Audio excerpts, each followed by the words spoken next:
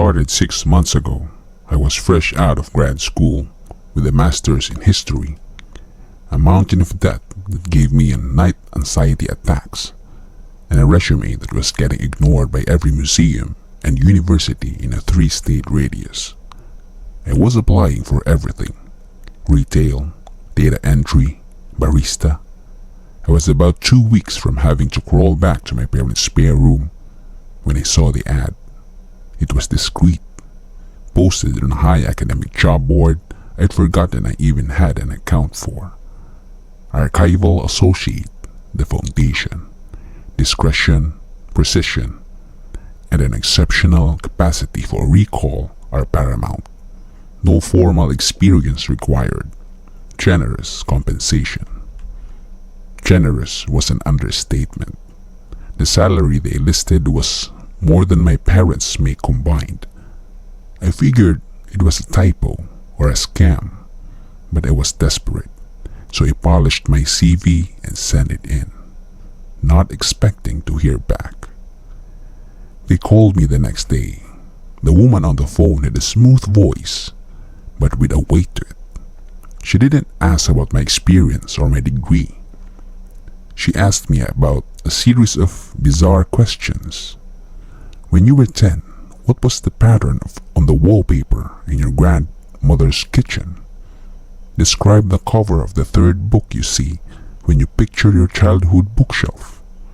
What was the name of the street sign you passed just before turning onto your current road this morning? Luckily, for me, my brain is just sticky. Details cling to it, and I know for a fact that it's a photographic sensory thing. I can close my eyes and walk through my grandmother's house, feel the cool linoleum under my feet, and smell the potpourri she kept in a bowl on the sideboard. I answered her questions and she said, "Please be at this address tomorrow at 9 a.m. sharp. Dress for an interview." The address was a downtown monolith, a skyscraper with no name on the facade, just an elaborate interlocking symbol above the heavy bronze doors that looked like a stylized knot. The lobby was a cavern of marble and silence. The air was cool and still, like a cathedral. A man in a simple, perfectly tailored gray suit met me and led me to an elevator. Then, up to a floor that had no button. He used a key. The interview was with a man I now know only as the supervisor. He was ageless, the pale eyes that seemed to look right through me. He explained the job. It was simple, he said. Deceptively so. Each day, I would be given a single photograph. My task was to study that photograph from 9 a.m. to 5 p.m. I was to absorb it, to commit every single detail to memory: the play of light, the grain of the image, the expressions on the faces, the stitching on a coat, the cracks in a sidewalk, the reflection in a window. "You will become the living record," he said, his voice a low hum. "You will not write anything down. You will not make any copies. You will not discuss your work with anyone. At 5 o'clock, I will collect the photograph and you will watch me incinerate it. The foundation's motto is Quaedam Optime Memorandum. Some things are best remembered." It was the strangest job I've ever heard of, but the debt was on my chest, and the number on the contract he slid across the mahogany desk could change my entire life. I signed. My workspace was in a vast circular room that felt like a panopticon. Dozens of identical wooden carrels were arranged in concentric rings, all facing a central pillar. Each carrel was a small 3-sided booth with a comfortable chair, a desk, and a single lamp. There were maybe 30 other people in the room, but the only sound was the soft rustle of clothing and the low, ever-present hum of the building's climate control. No one spoke. No one even looked at each other. They were all just like me, head down, focused with an intensity that was almost unnerving. They had the same look I saw in the mirror every morning, a mixture of intelligence and quiet desperation. The first photograph was a dusty, empty ballroom, ornate, peeling plasterwork on the ceiling, a single chandelier draped in cobwebs. Sunlight streamed through a grimy arched window, illuminating a universe of dancing dust motes. That was it. For 8 hours I just looked.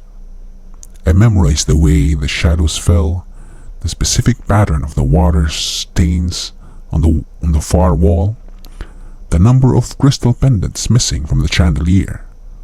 17. At 5 p.m. the supervisor came, took the photo with a pair of tongs, and I followed him to a small, soundproofed room containing a sleek modern surface. He unlocked it, slid the photo inside, and pressed a button. A soft whir, a flash of orange light, and it was gone. He nodded at me and I went home. The days fell into a rhythm, a new photo every morning, a wedding party from the 1920s. The bride's smile was just a little too tight. A grimy factory floor, men in flat caps staring grimly at a piece of machinery, a desolate stretch of highway at dusk, a single abandoned car with its door hanging open, a crowded market in a city I couldn't place, faces blurred with emotion except for one small child staring directly at the camera, their expression utterly blank. They were all unlabeled, no dates, no location, no context, just moments frozen and silent. My colleagues remained phantoms. We'd nod sometimes in the elevator or the sterile break room where we'd microwave our sad, solitary lunches. But we never spoke. It was a rule, and a powerful one. It was as if we're all part of some silent monastic order. I saw a woman who couldn't have been older than me, but her eyes had the haunted, distant look of a war veteran. An older man always rubbed his left temple, a constant, rhythmic motion as he stared at his photos. We were all islands. The dreams started about a month in. At first they were just echoes. I dreamed I was standing in the dusty ballroom, and I could smell the decay and the dry rot. I'd hear the faint ghostly echo of a waltz. I woke up feeling unsettled but dismissed it. My job was to stare at the images all day. Of course, they'd creep into my subconscious. But they got stronger. After a week spent memorizing a photo of a grim-faced family on a sagging porch in what looked like the Dust Bowl, I had a dream where I was the father. I could feel the rough, splintered wood of the porch railing under my hand, the grit of dust between my teeth, the gnawing, hopeless hunger in my stomach. I felt a desperate protective love for the woman and the children beside me, a love so fierce and painful it made my chest ache when I woke up. The day I studied a photo of a collapsed mine entrance, I spent the night dreaming of darkness, the oppressive weight of the earth above me, the taste of coal dust, the chilling, subterranean cold that seeps into your bones. I heard the shouts of other men, muffled and terrified, and the groan of shifting rock. I woke up gasping for air, my pajamas soaked in sweat, my throat raw from screams that had been trapped in my sleeping mind. This became the new normal. Every night, I was a tourist in someone's tragedy. I was a soldier in a trench, the mud sucking at my boots, the smell of cordite and fear thick in the air. I was a lone woman in a lighthouse, the storm winds howling around me like a hungry beast, the waves crushing against the stone with the force of cannonballs. I was a witness to car accidents, fires, arguments steeped in a quiet, venomous rage. I was living 100 different lives, and none of them were my own. My own life began to feel thin and unreal. I'd be walking to a grocery store and the texture of the modern pavement would feel strange, alien. The bright colors of the cereal aisle seemed garish and loud compared to the sepia and black and white worlds I inhabited every night. My own memory started to get fuzzy. I had to really concentrate to remember my college roommate's name, but I could tell you the exact pattern of the rust stains on the hull of a shipwreck I'd studied for 8 hours 3 weeks prior. The first major crack appeared on a Tuesday. I had sent the day with a particularly haunting photograph. It was a street corner, sometimes in the late 70s, judging by the cars and the clothes. A crowd was gathered looking at something just out of frame. Their faces were a mixture of shock and morbid curiosity, but my focus for 8 hours had been on one man at the edge of the crowd. He was younger, maybe in his late 20s, with a thick mustache and a denim jacket. He wasn't looking at whatever the main event was. He was looking away, his face pale, his eyes wide with a specific personal terror. He was the only man who looked truly afraid. That evening, on my way home, I saw him. I was waiting to cross the street and he was on the other side. Older, of course. His mustache was gray, his face lined with the intervening 40-odd years, but it was him. The same wide eyes, the same shape of the jaw. The denim jacket was gone, replaced by a rumpled tweed coat, but it was unmistakably the man from the photograph. I froze. My heart slammed against my ribs. It had to be a coincidence, a trick of the light, my overstimulated brain making connections that weren't there. But then he turned his head and his eyes met mine across the 4 lanes of traffic. Recognition drawn on his face, and then horror. The exact same expression from the photograph. A raw, gut-wrenching terror that seemed to suck all the air out of the space between us. He looked at me as if I were a ghost, as if I were the very thing he'd been running from on that street corner all those years ago. He stumbled backward, turned and practically ran, disappearing into the evening crowd. I stood there for a long time, the traffic light cycling from red to green to red again, the world moving on around me, while my own had just ground to a sickening halt. That was when paranoia began in earnest. The silence of the archive, once peaceful, now felt predatory. The hyper-focus of my colleagues no longer seemed like professional dedication. It looked like a desperate attempt to keep something at bay. I started watching them more closely. The man who rubbed his temple, his hand would sometimes twitch, his fingers splaying as if trying to ward something off.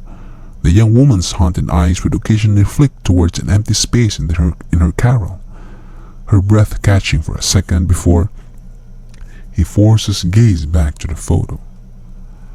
I had to know what was going on. I broke the cardinal rule. I waited for the temple-rubbing man in the break room. He was nuking a container of what looked like plain rice. I walked up to him, my heart thudding. "Excuse me," I said, my voice sounding rusty and loud in the quiet room. He flinched. He didn't just turn, he physically recoiled, his back hitting the counter. He looked at me with wide, panicked eyes, shaking his head frantically. He grabbed his rice, the microwave beeping insistently, and almost ran from the room, never once making eye contact.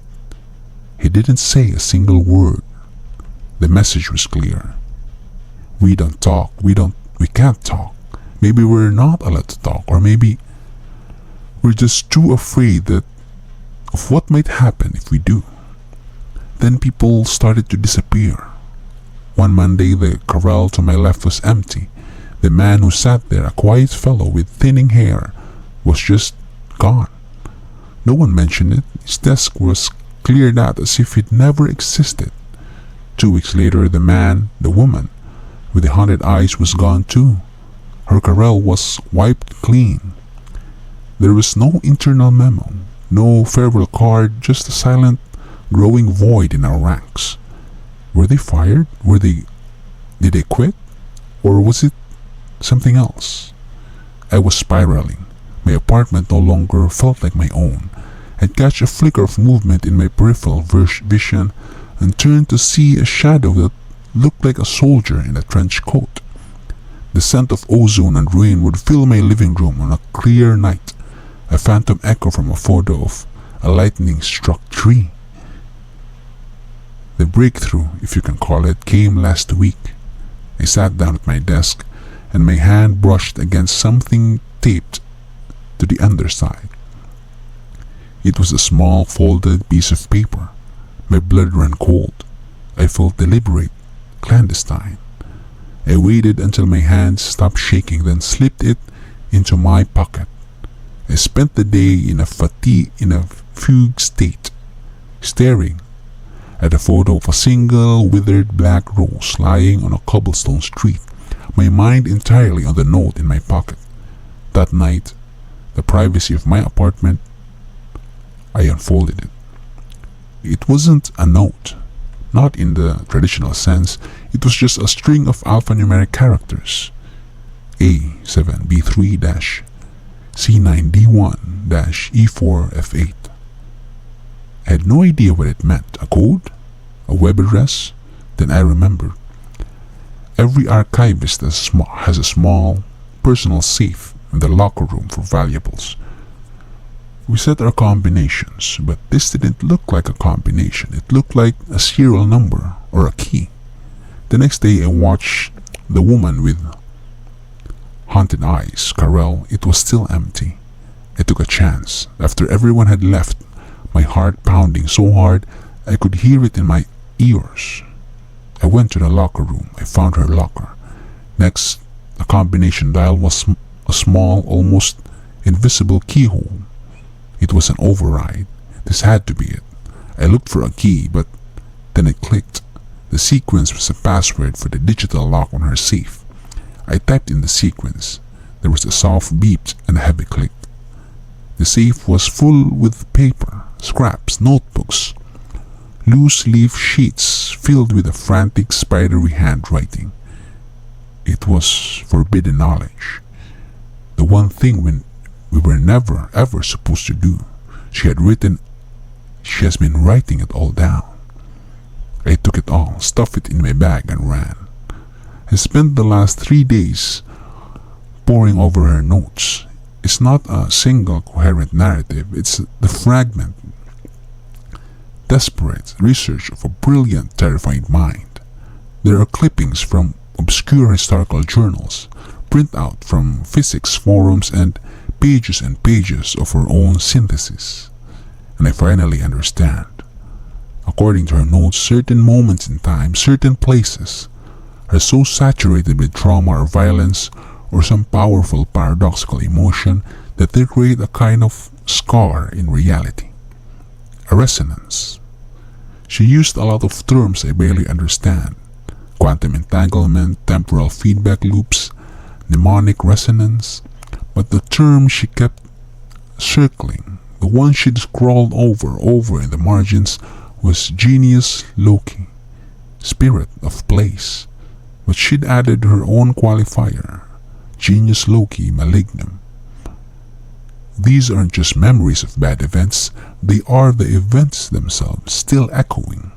There are moments that have become sentient, predatory, a murder that was so brutal it imprinted itself on the room, and now the room itself lashes out at anyone who enters. A paradox, like a man who appears in a photograph of his own grandfather's unit years before he was born, creating a loop that attracts things, unwanted attention from outside. These are glitches in the fabric of the universe, hauntings of a moment, of a place, of an idea. The Foundation's job is to find these glitches. They capture them, and the way they capture a rogue moment, a sentient memory, is to take a photograph. The photograph acts as a physical anchor, a key, but is unstable. The note explains the process. Step 1. The photograph isolates the entity. It traps the genius Loki in a single static image. Step 2. The archivist, through intense prolonged focus, transfers the anchor from the photograph into their own consciousness. Our photographic memories, our ability to absorb every single detail. It's a prerequisite for the cage to work. We memorize the image so completely that our mind becomes the new vessel. Step 3. The photograph is incinerated. This destroys the original physical anchor, leaving the entity trapped entirely within the mind of the archivist. It has nowhere else to go. We are prisons, human prisons for the things that should not exist. The motto, "Some things are best remembered," is a cruel literal joke. They are remembered by us and only us, so that the rest of the world can forget, so that these malevolent echoes can't bleed out and harm anyone else. The few suffer for the many. The woman's journal entries chronicled her decline. October 12th, archived the Broad Walk collapse. I can still hear the screams when it's quiet. Sometimes I smell the salt water and the fried dough. November 14th, saw the arsonist from the warehouse fired photo on the subway today. He looked right at me and smiled. It wasn't a human smile. December 19th, my sister came to visit. For a second, her face wasn't her face. It was the face of the porcelain doll from the abandoned nursery photo. I screamed. She thinks I'm having a breakdown. January 8th. I have archived 112 anomalies. There isn't much room left for me in here. I can't remember what I had for breakfast, but I know the exact number of buttons on the coat of a man who vanished from a ship in 1924. Her last entry was short. They're getting out. They're leaking. The cage is full. I've archived almost 200 of them now. 200 of these things. And the cage is full. My cage is full. My reality is fraying at the seams. Last night, I was making tea, and for a full minute my kitchen wasn't my kitchen. It was a cold tiled morgue from a photo I'd studied months ago. The man from the 70s street corner.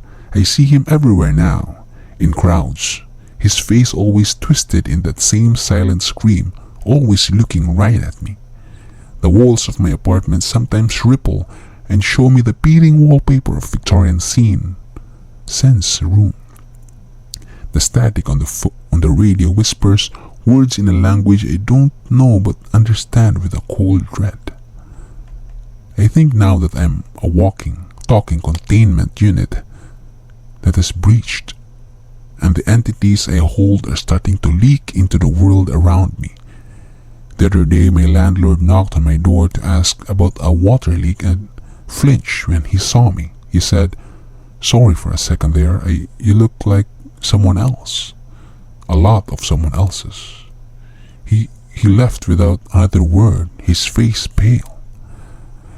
I found myself in my bathroom 2 nights ago holding a bottle of pills. It felt like the most logical, rational thought I'd had in months. If I end it, they end with me. The memories, the things wearing the skins of memories, they all get erased. It would be a release for me and for the world. But I was about to do it. The supervisor's voice echoed in my head. "You will become the living record." And I realized with a sudden freezing certainty that this is what they want. This is the end job. This is the Foundation's retirement plan. They hire us, they fill us up with horrors until we break, and then we retire ourselves. It's clean, efficient, and it completes the final incineration. So now I'm trapped. I can't go on like this. I'm losing myself.